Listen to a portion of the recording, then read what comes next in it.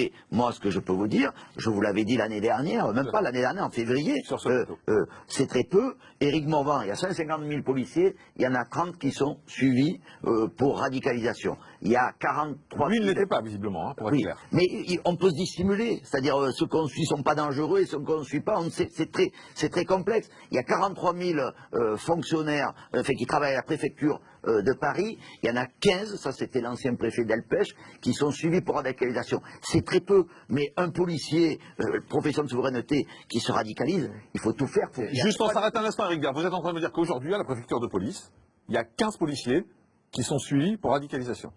Alors, suivi pour radicalisation, est-ce que c'est... Parce que c'est une information importante, quand même. Mais cette information, elle est dans le rapport. C'est l'ancien préfet Michel Delpech qui a sonné cet élément.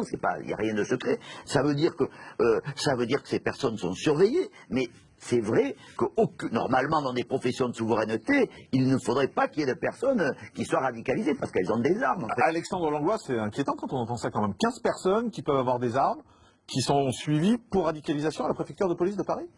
Mais effectivement. Au sein, c'est même pas c'est au sein de la préfecture de police de Paris. Alors déjà, la bonne nouvelle, c'est que 15. Donc c'est pas énorme. Non, mais c'est trop. Enfin, on voit les dégâts qui peuvent faire une seule personne hier et qui n'est pas suivie. Donc on ne sait pas s'il y a un lien pour le moment sur ce sujet-là. Mais par contre, après, le suivi, c'est toujours pareil. C'est que les lois, nous, on est toujours partant. Soit les gens, il y a un réel problème. Ils n'ont plus leur place dans la police. À ce moment-là, c'est du judiciaire.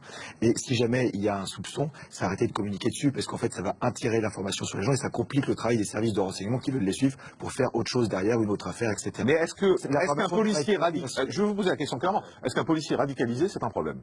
Ah bah c'est un problème, oui, parce que tout ce qui est donc dans ce cas-là, pourquoi on le garde? Parce qu'en fait, c'est qu'un soupçon. Ils disent, il est radicalisé, mais dans le code pénal et dans la loi, radicalisé, il n'y a pas grand-chose, en fait. Il n'y a pas d'infraction d'aide de radicalisation. Donc, à partir de là, c'est compliqué dans la police. Il y a aussi la différence dans la laïcité, en fait. Chacun a le droit d'avoir des convictions. Mais on attend quoi? Qu'il utilise son arme, qu'il tire, qu'il fasse quelque chose? Excusez-moi, mais je pense que beaucoup de gens doivent se poser la question ici, parce que moi, je suis désolé, ça m'inquiète de savoir qu'il y a aujourd'hui à la préfecture de police de Paris 15 policiers qui sont suivis pour radicalisation et qui sont en poste.